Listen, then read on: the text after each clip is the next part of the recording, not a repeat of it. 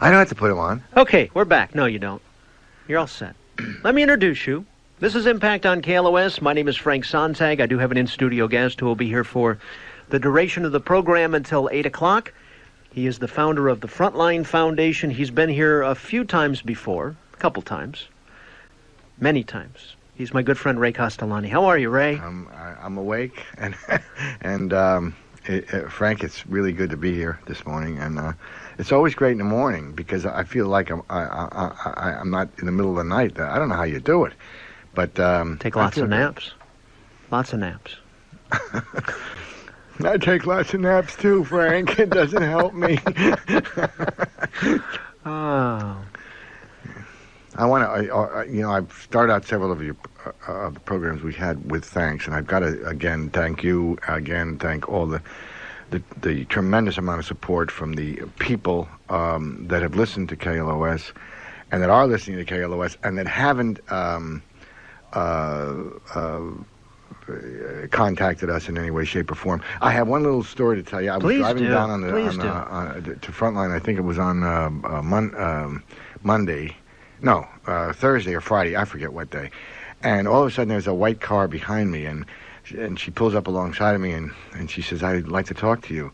And lo and behold, it's we pull around the corner, and it's a young woman by the name of Michelle, and she's been hearing us on the Impact show for years, and so anyway, it was quite a coincidence, and she loves you, and so I just thought I'd tell you that. She pulled you over, huh? Yeah. So we've really, this year's 9 years, Frank. 9 years and another couple of months that we've been together. So that's a long time, and in that span of time, I've certainly changed, and I was this morning hearing on the radio. I said to Amy, I said, "Boy, what a voice he's got! You sound so great on the radio, and in person too." Oh well, thanks. 9 years is a long time, and so obviously that means 10 years is a long time, and you've been doing something for about 10 years now. 10 years. It'll be 10 years. 10 years ago at this time, I was floundering and wandering around the countryside in my truck, and not knowing what I was to do, where I was going, and the inception of serving food to humanity downtown in Skid Row became apparent, and the rest is sort of in the history books. 580,000 meals later from that infamous day in December of 1987, and it's one of those unexplained situations that's happened by the amount of servings and by the amount of people that have responded to Frontline. I mean, it's just inexplicable. It was never set out to do all this, period. It was just set out to one or two times to go downtown, and it's evolved into something far greater than I've ever, well, I didn't even know, and I still don't know, but I know where it is. I know where it is, and I know where I am, and I know the teachings it has taught me in the past 10 years, and as you know, some of the listeners or some of the people that know me know I haven't been well in the last, the last 3 or 4 months. I've been weakened by there's been a loss of blood in me, and so my iron went down to 20, and so a lot of changes are taking place right now, and I don't know if I'm on a new venture or what, but there are changes, and but yesterday we served over 500 meals, which is, wow, that's something. So it was exciting, and that's, I have found, it's weird, Frank. I have found as time goes on, it's got nothing to do with the entity of what's happened. It has nothing to do with food. It has nothing to do with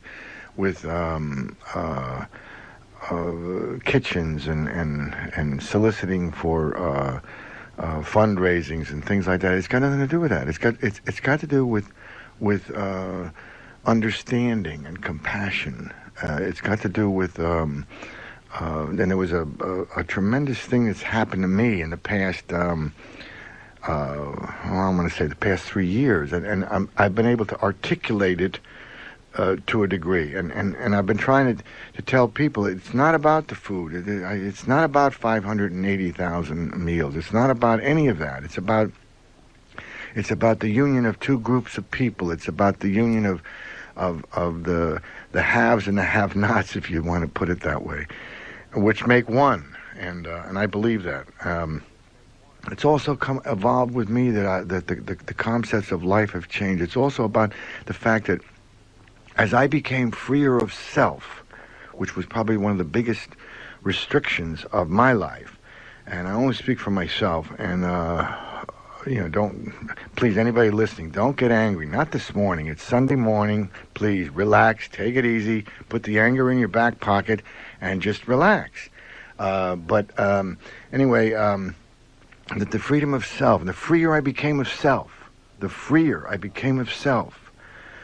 the more I was able to feel the pain and agony of my fellow man, my fellow human being, and also the joys of my fellow human being. Not so that there wasn't anything of me restricting me from the pure feelings of other people. And the less I cared about my own plans and my own deals, and this is what has evolved. I've been able to see with much more clarity because I've been free of self. It's a tremendous area to be in for me.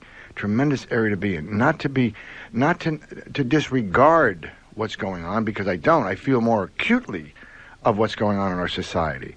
But because I became an area of freedom, I'm not thinking about myself. I'm not saying, oh, what am I going to do? I lost my girlfriend. I've got my girlfriend. I got my wife. I don't have my wife. I mean, all these, I can't pay the bills. I can't, all these silly little things that are such horrible restrictions for me, for the main, the main thing I am focusing on life is just sort of be a contributor to humanity. And my ideas, I don't have any ideas. I'm telling you that straight out. That's another thing. I realize I'm idealess. Is that a word? I don't know if it's a word, but we'll put one in the dictionary. But it all boiled down here to a very, very acute area for myself. That Frontline has evolved to this point. When I'm on the streets, it's almost like I know everybody. I feel everybody. I sense everybody, and when they're happy, I feel that too. And it all had to do with the freedom of self. The more I became more productive as a human being when I was free of the shackles of all the pullings on the self, such as things like egotistical, self-centered self that is involved and married to one other human being, which is the inner self, whatever that is. And these are areas that I've really cleared away at, and it's a marvelous position to be in. And that's what Frontline is all about now, because that freedom of self enables me to see what really is and not the way I perceive it. I don't see a person without any arms. I don't see a person without any legs. I see a human being. I see a soul. And that's exciting, Frank, because by seeing a soul, I see equality. And equality is, I can't stand for I don't stand for anything anymore. It's weird. It's almost like, I don't care if anybody believes in what I'm saying. It's not important. It's not important. It just doesn't register in my thing.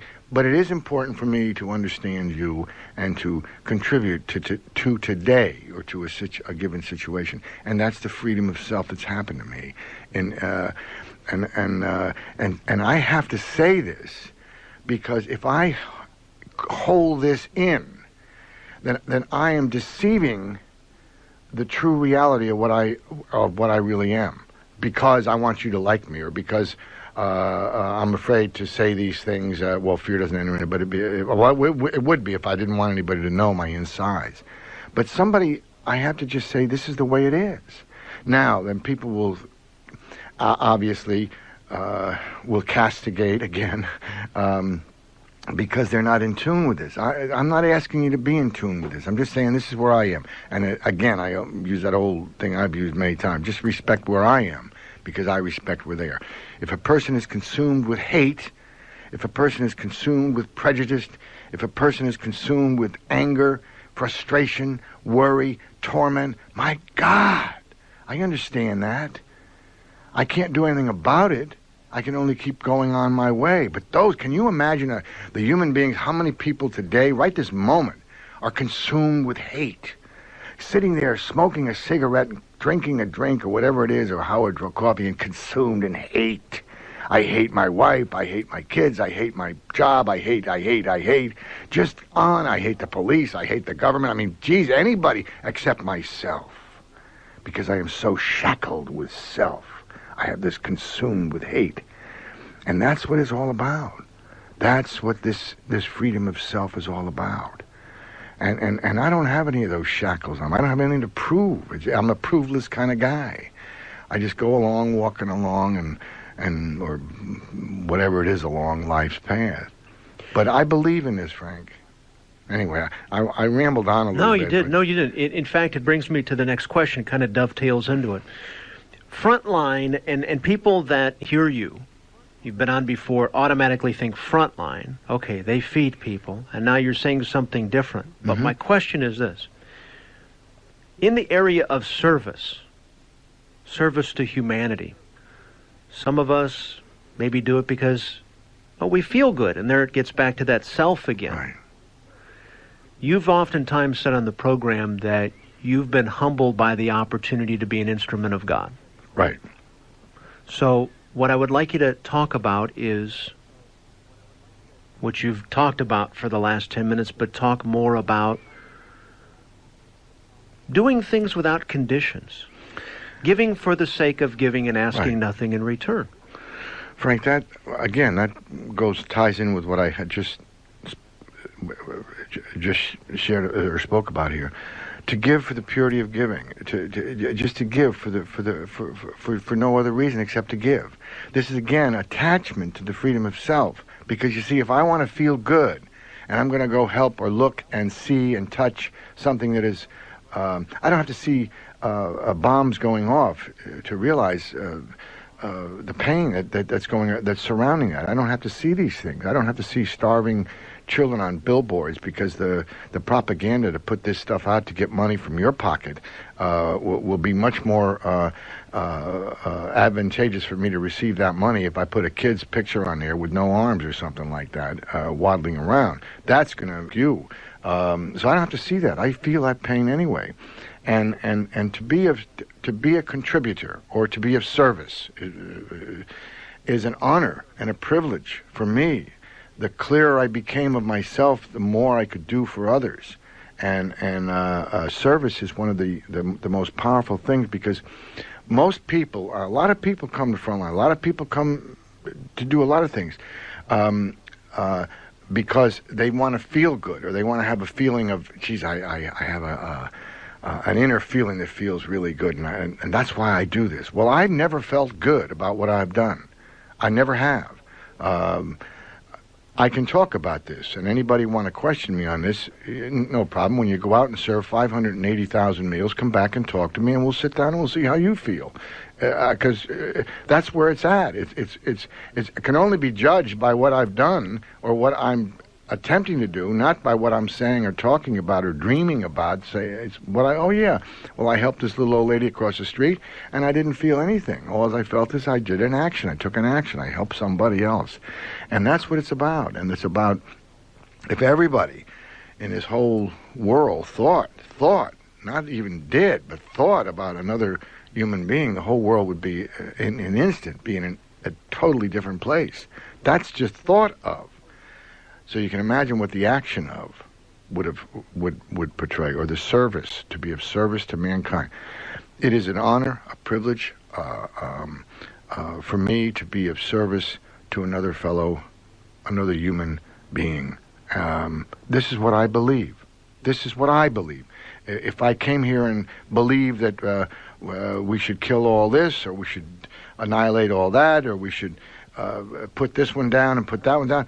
I'd have a bunch of supporters for that, but I'm just supporting the fact is I want to be of service to mankind, and please let me have a few supporters.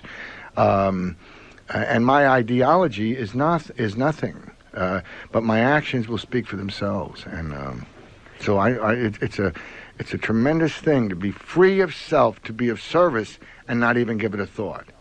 And it's paradoxically wrong in our society today, because they say, you want to feel good, don't you? Go out and help somebody else. Right. Well, I never have. And I've helped. Yesterday, you could have come with me yesterday, Frank. I had 300 people on the streets that were talking about Ray, and I didn't feel good about it. I was going to say, that's an opportunity to buy into that ego, and I really feel good about myself. Look at all these people. That's right. And I had no feeling whatsoever. And like I said, whenever I leave downtown, I have a feeling the tears in my eyes, the humbling experience to be used as that instrument for the betterment of humanity and for God's will, which is to help people. That's all He wants me to do. You've mentioned recently on a handful of programs that Frontline, you recognize, is no longer about serving food. Obviously, in the literal sense it is, right. But in the intention or the deeper purpose of what it's been formulated for, it's much more about connection, respect. It's much more about that. It's all about that, Frank. It's not. That's what I say about the evolvement. It's really all about that. And when attitudes come into play, it bothers me very deeply. When attitudes come into play, it bothers me deeply. People are people, human beings are human beings, and when people at Frontline have any kind of an attitude, I dislike it intensely. I really do, and I really want to eliminate it myself. I'm a lot older now than I was 10 years ago, so I'm not as volatile. So I do things a little more diplomatically. I was going to say circumspectly, diplomatically, and but it's true. It's true because I don't get. It's just not important. That doesn't register anymore, so to speak. But it does. If you said, Ray, yes, it does bother me. It bothers me when there are attitudes that caustic or belligerent attitudes and better than thou or gossipy and all those things. I'm tired of it, Frank. I'm really tired of all these kind of little innuendos, little things. I just want to respect my space. Ray, I've had the good fortune recently, as you know, for our third newsletter that's going to go out in a week or so. I've been transcribing part of a speech that you did not too long ago to the Albany Academy in New York. And part of what I've come away with is a whole new found just humbling for your life experience and what you've done over the last 10 years. Again, not even in the food aspect, but just the connection with humanity, the loving of humanity. And I want you to talk about love. What is love? And we say I love you, we tell our wives or our husbands or people we don't know, and yet there's so much in the world that seems to be hate. What is love? Well, there's the four principles that I have incorporated into my life, and the love which we have spoken about, to me, and again, I don't want to. I want to make this clear that just please respect my viewpoint here, not me or anything. But love is an action, Frank. Love is portrayed through a group of little actions, the little actions of kindness, of compassion, of understanding, that are put forth into a tremendous form of action. Because I can sit here like lead and say, I love, and I can be doing that until I'm dead. I love, and it doesn't mean anything. But until I take the action to not going for the love, but put into understanding. Let's just say that one word, understanding. And the freer of self I am, the greater the understanding. I mean, it's a tremendous thing that we've had here this morning that I think anyway. But the freer of self, the more understanding, the more love I can have, because the less restrictions I have on myself. The more restrictions I have on myself, the less I can love, the less compassion I have. It goes backwards too. Everything evolves around that. The main object of the four principles are honesty, unselfishness, purity, and love. Purity, honesty, unselfishness, and love. Love is the last one. I have to be cleared up for all those other things in order to love. I have to be pure of thought in order to love. I have to be honest in order to love. I have to be unselfish in order to love. I mean, my God, I cannot be a selfish, self-centered human being and love. I cannot be an opinionated, egotistical human being and love. The only one I love is me. So this is all part of that word love, which is an encompassing word. But I cannot be a derogatory, angry human being and love. I mean, it's silly to even think about that. I cannot be caustic and love. Love is a very peaceful word. Love does not have to have any sides to it. Love does not have to have any I'm right and wrongs to it. It just stands all by itself. It's its own entity. But it's an action of purity, honesty, unselfishness. That's the preceding words to it. And so when people say, yes, I say I love you. I love you for... Elizabeth Barrett Browning wrote a sonnet many years ago, or I don't know how many years ago, but a lot of years ago. And her opening line was, how do I love thee? Let me count the ways. I love thee with the breadth and depth and height my soul can reach, when feeling out of sight for ends of being and ideal grace. I love thee purely as men strive for right. Anyway, I won't go into it. But it's a beautiful sonnet that speaks about love. But look at all the words that she put in there. Purity, honesty, strive for right. I mean, my God. So she wrote it. She had the wisdom, the insight, or whatever you want to write that. Isn't that funny? I never read a book in my life. And here I recite a sonnet that from 45 years ago I learned in school. Oh my God. But anyway, it all fits. It all fits. So love is a word that's passed on, but my God, it is coupled with the fire and the passion of all these other 6 or 7 beautiful words: understanding, tolerance.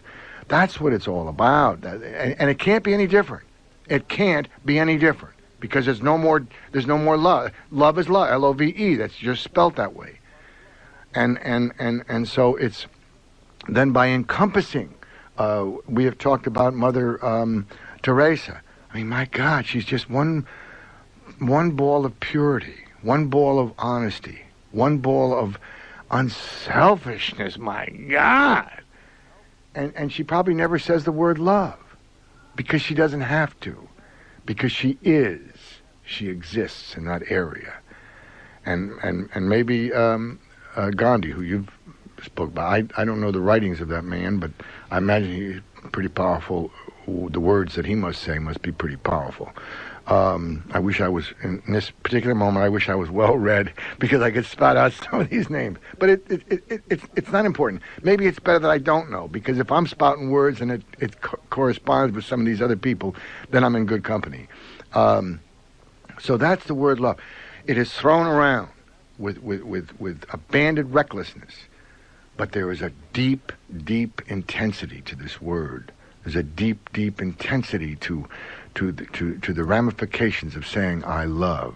Because when you say I love, it exonerates me from every ideology. It just means it goes into the area of purity. Not I love with conditions. And that conditions is the killer. I'll love you if you do this. I'll love you if you do that. Or you did this for me, I love you. My God. And it has nothing to do with it. I don't know if the people on the streets love me. I mean, I hope they do. But I mean, because I like that purity. That's why. Not because I want them to love me. I could care less. But because of that purity, Ray, yes, I believe you, Ray. I believe what you're saying. That's got to do with all these things of love. I mean, when you look at a crooked line or a crooked human being with the mind going all in different directions, and I mean, yes, I feel sorry for you, but my God Almighty, I don't know what's coming out of your mouth. I don't know whether you're lying to me or whether you're impure as far as your thoughts go, whether you're selfish, you're thinking about yourself all the time. I don't know these things. And then you're going to tell me you love me? My God, I mean, what does that mean? Do you see what I mean? I have to be very cautious because there's all these pitfalls surrounding me all around, all these big cliffs. If I'm not careful, I'll be consumed because there's a tremendous amount of the other things out there, and all of them got double meanings. Everybody wants to know the truth. Geez, I'm telling you the truth right now, but nobody wants to hear this. Or do you really want me to be honest with you? Yeah, that's another one. Oh my God, can I get honest with you now? Let me be honest with you. Yeah, right. Anyway, but yes, it's a powerful thing, Frank. There's the people on the streets. What came to mind is you have seen love manifest on those streets, right? And it's not because you wanted Red to stop drinking. It's not because you wanted this person to clean their act up or find this religion or whatever. Just been love. Right. Conditionless. That's the way it is, Frank. That's the conditionless. I don't know anything for you to do better than what you're doing. My God, how can I trample on on yourself? But yet society judges when we say, again, we talk about Skid Row, behavior. Oh, they do drugs. There's violence. Oh, my God. They're so much different than us. That castigation, that judgment. Well, see, that's where I have to supersede. Is my actions must be stronger than that. I have to be strong in my focus. And those are the pitfalls that I could fall into, because all I have to do to you is say this. Yeah, I agree with you, Frank. And I'm dead man. I am now a loser. Because now I have conceded, compromised, rationalized, justified my position, and I am a loser. Because I have agreed with something that I don't believe in. And that's a crippling factor. Because the government, or because society, or because of all that, I could care less. Because I was given the purity within my own framework. I was given the honesty within my own framework. There are people I don't like, but I don't have to go and say I don't like you. I don't have to do that anymore. Hey, man, no problem. I don't want to have coffee with you. You know, that's all. I just don't want to have coffee with you. And I won't sit across the table from you because I don't want to do that anymore. I don't want to be around people that are abrasive in any way, shape, or form to me anymore. I've been in downtown, my dear friends, there's enough abrasiveness and there's enough hostility and there's enough anger and there's enough frustration, there's enough worry. And yet when I am downtown, there is this ball of energy that is understanding, compassionate, and tolerant. In this horrid situation. We had 300 people waiting there yesterday. Not one person. A couple of people got a little bit out of line. They got a little testy, but no big deal. I could handle all that stuff. And Noreen, I'll tell you one quick story. Noreen and I were downtown to 2 weeks ago tomorrow on a Monday. We served 75 meals. We're on a random trip, which we had this random trip. It's coming out in the newsletter. Anyway. And there was this man, his name was Tony, and he was ranting and raving. I mean, really, I mean, very, very, very volatile human being here. And went on and on. Everybody that we were serving was all very tense. Anyway, the police car came up, not for him, because there was a little prostitution going on, so they took a little house down and made her take it down. And he is now really going, and the police department, and then he started with black and white. And when he said that, I looked at him. I said, hey. And I pointed with my two thumbs to myself. And he looked at me, and he was eating the food that we had given him. And he looked at me, and as clear as a bell, he said, Ray, you're one of us. And he came over, and he sat on the back of the tailgate of my truck. And that was it.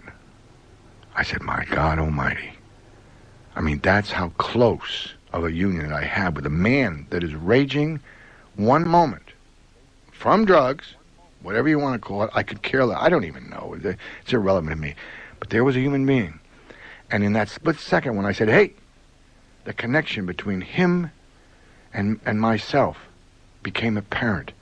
And he knew that I was one, that we were one. Now that is love to personification. That is caring. That is action. And nothing else mattered for that moment. It was about as pure as you can get. And if nobody has touched that kind of a moment, I have. And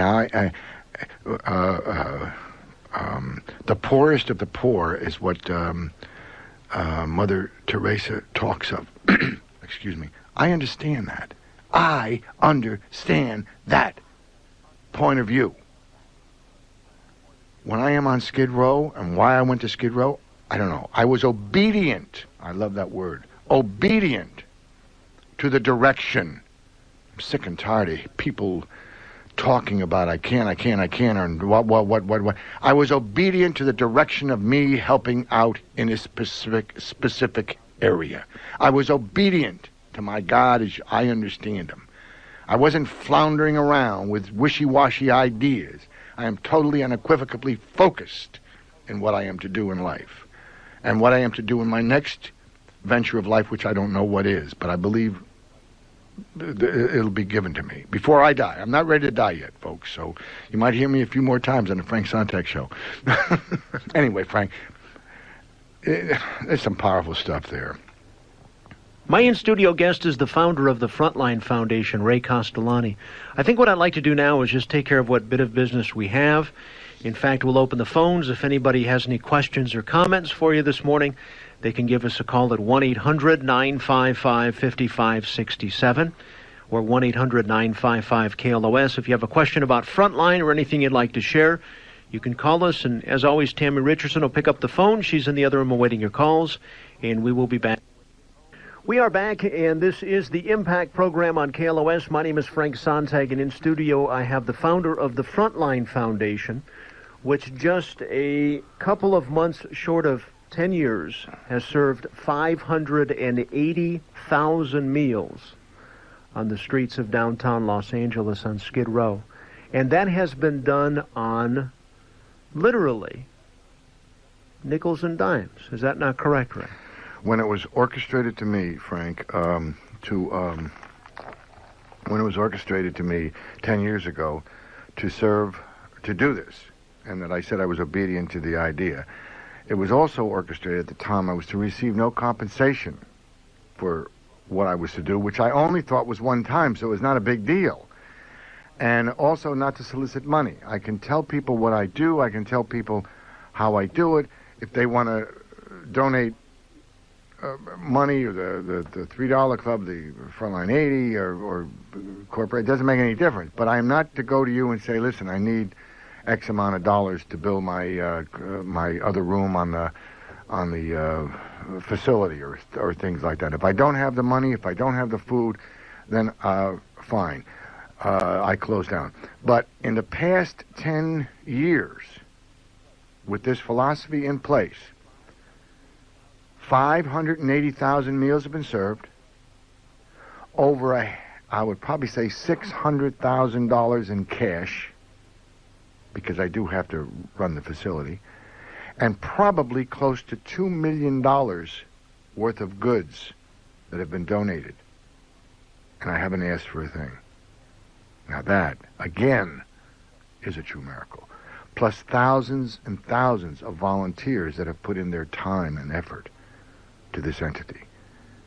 So the people downtown, the people uptown, the people all over, the KLOS that you have put in immeasurable what you have done as an instrument, I know, as an instrument of the powerful entity of doing the will of God that you don't even know, because every person that hears, like that Michelle that picked her that's in the car, how many Michelles are out there? How many people haven't we talked to? So that's a miracle in itself, an unexplained situation. How could that possibly be? I was to receive nothing, because then nobody in this world can say, I'm making $60,000 or $50,000 a year, or $35,000 or $40,000 a year. No wonder he wants to do this. No way. And I make that very clear. Because if I could not talk the way I talk if I was receiving. And I said, well, you got to take care of your rent. Well, do I? Is that what's important? Is that what really is important, or serving humanity? Yeah, somebody says, once in a while, somebody said, well, how have things been for you the last 10 years? Not easy. Especially when I see other people, getting a house and getting a new car, or it's not easy for Noreen when we have the struggle that we've had to go through, and the the struggle. But I don't want to. That's unimportant, because that's again involved with self, because I talk about it, but I can voice it, and so anyway, that. You want to take some calls? Yeah. Oh, sure, Fran. So that's what we got into here. Let's see. We've got Heidi. Heidi, you're on the air on the Impact program with Ray Castellani. Good morning. Good morning. Hi. Well, I've been listening to you guys for the last 3 Sundays, kind of, feeling lost in the system, so to say, when Ray talks about 10 years ago, around today, I was hooked on crack in the streets, and now today I have a family and a son, and I'm straight, and I'm, like I said, I feel lost in the system a bit, but I do agree with the love thing, and that it's about forgetting about yourself and helping other people. I don't think I'd be where I was today if people didn't do that for me. And so I wanted to find out more about Frontline and how I could get involved, really, in volunteering. Well, Heidi, you're already involved. You just said it. This is Ray here. Can you distinguish between Frank and our voices? Well, I don't think I've heard on the. You mean on the phone here? Yeah, I mean, do you know who's talking if you know this is Ray? Okay. Yeah. I do now. Oh, okay. I don't know why I said that. I just had a feeling. Anyway, the Frontline. Where do you live? I live in Lomita. Lomita. Where's Lomita in respect to? South L.A. Towards Torrance, Harbor City. Oh boy, you're a little ways, but you're up by the 405. Yeah. All right. On a Saturday morning, Heidi, drive up the 405. Get off at Burbank, right after the interchange of the 101. Okay. Get off at Burbank and take a left on Sepulveda right there. Okay. And then go right down two stop signs to two stoplights to Oxnard. And take a left. Okay, left on Oxnard. Yeah, left on Oxnard, and within 30 feet from the corner, there's a big building. It'll say Granger, and just take a left in that alley and look for Frontline. Okay, I'm kind of familiar with that. Yeah, look for Frontline Foundation. I'm going to give you my P.O. Box, Frontline Foundation, P.O. Box 570303. 570303. Tarzana, 91357. If you have any questions, pop a line in me, or I'll pop something into you this week about some of the mail or brochures or anything, and I'll have it into you. Tarzana, what was the zip code? Oh, 91357. I'm sorry. 91357. That's right.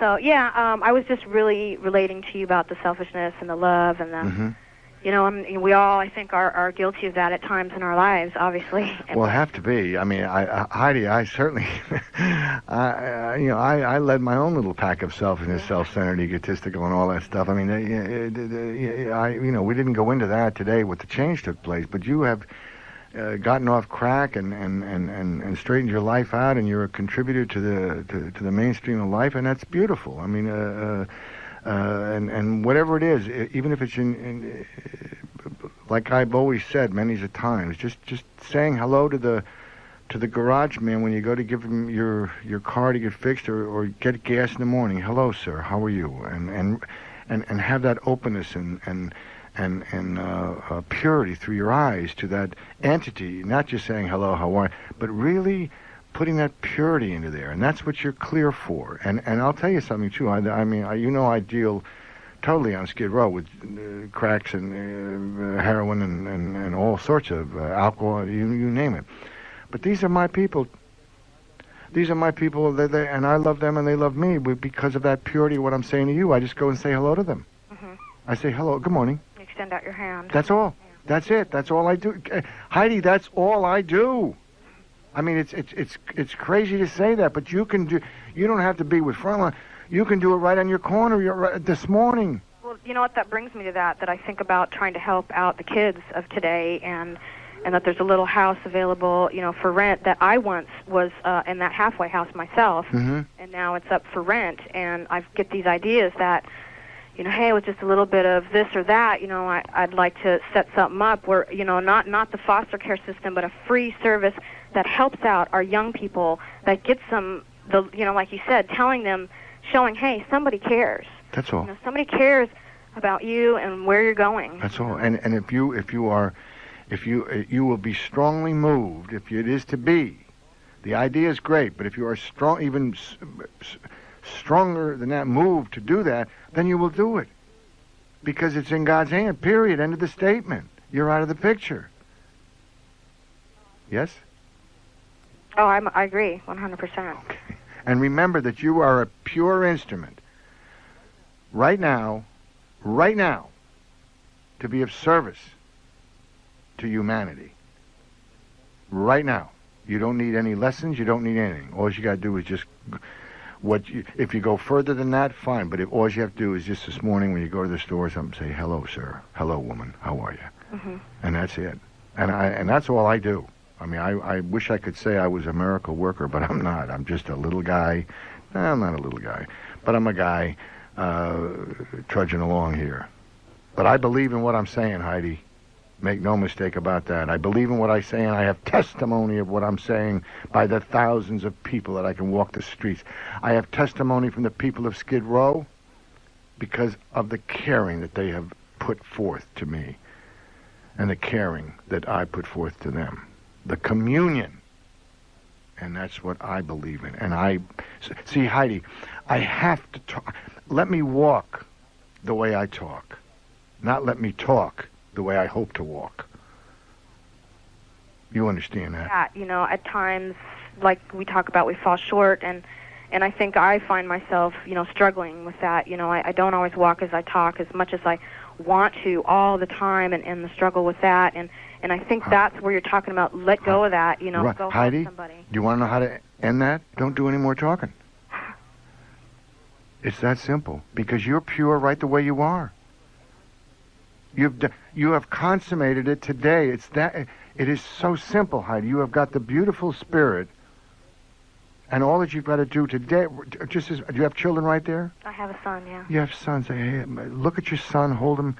How old? He's 7 months. Look at your son. Hold him in your arms when you get through this program, or talking to me, and just commune with him and say, "I love you, my son." Mm-hmm. My God. Yeah. I'll have tears in my eyes when I'm thinking about that going on. I do right now. Well, okay, but that's all it is. That's all, and you're the most purest instrument of God's will right there when you're cradling that son of yours in your arms. And look at him and hold him and say, my God, I love you. And you'll never have a purer moment. And all that you've got to do is extend that any day you want to, or just keep it right there for a while. Okay, Heidi? Okay. We appreciate the call, and we thank you for it, honey. Mick, you're on the Impact program with Ray Castellani. How are you, Mick? Good morning, Frank. Good morning, Ray. Good morning, Ray. Boy, I tell you, that just last of us, boy, it brings tears to all eyes. I want to say I think it's great. Love is around us all. And as you said to the last listener, she is the essence of love. I myself also help when I can, and help for my fellow man. Has had several accidents on the street down in front of me, and I've gone down there where there was no police officer or anything, and directed traffic to try to avoid incidents with people standing around, and driving by and being looky-loos and stuff like that. And at the end of one of my times there, a tow truck driver came up to me and he said, what, you getting paid for this? And I looked at him, I says, yes. And it's because I care about other people. Yeah, I understand that. Yeah, very good. And it's amazing how many people become looky-loos. They stand and watch and arc, at what's happened. But there's nothing that they do. There's so much that people can do for themselves. We had a fire up here in Ventura that was coming across the hills.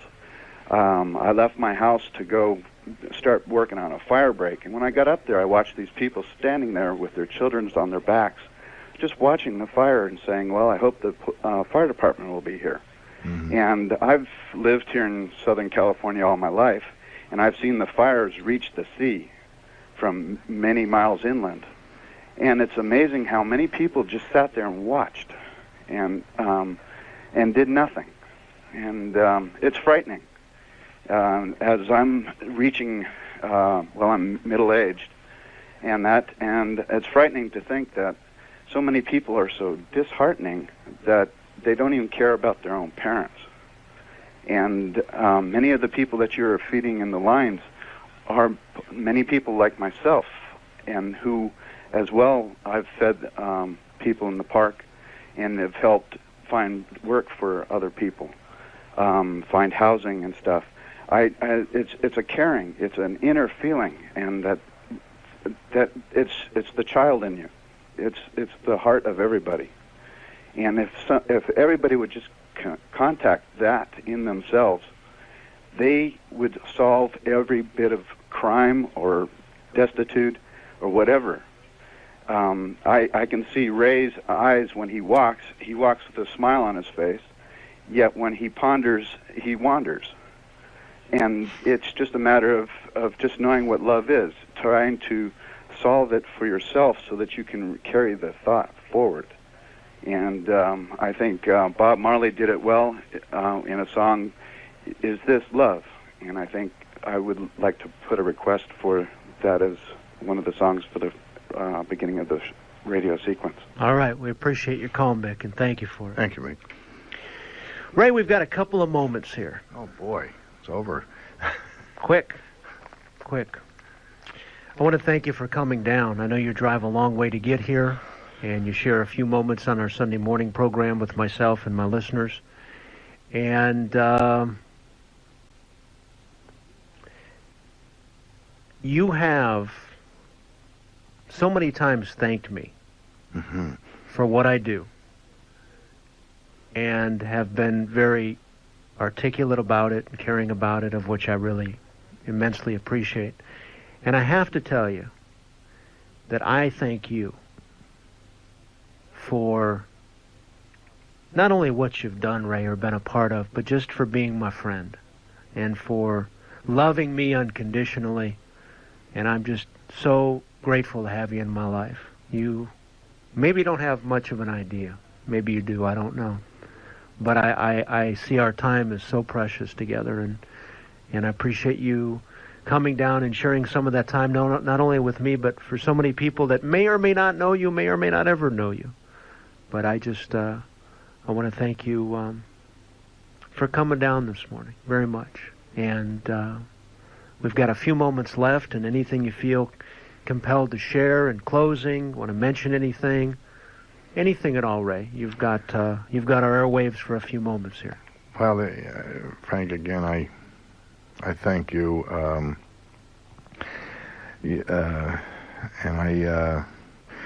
there's really no words that I could even sum up with what you have done, and for so many people that you don't even know about, and all the listeners, and I feel honored and privileged to have been part of your life, and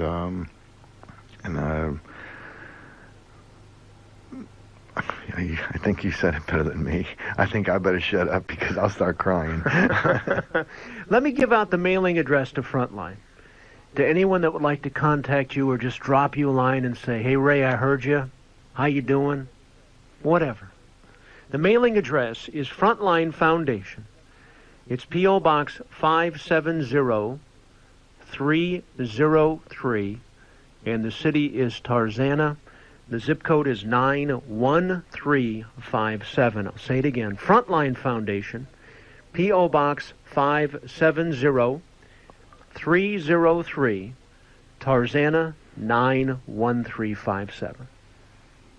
We'll have you back on end of September on the Sunday night program. That midnight hour. I love it. With Frank Sinatra. We'll play some Frank. Thanks, Ray. Thank you, Frank. It is 8 o'clock straight up. This is KLOS Los Angeles, and until tonight at 12 midnight, my name is Frank Sontag. Live in integrity, come from an open heart. Please be good to others. I hope to see you soon.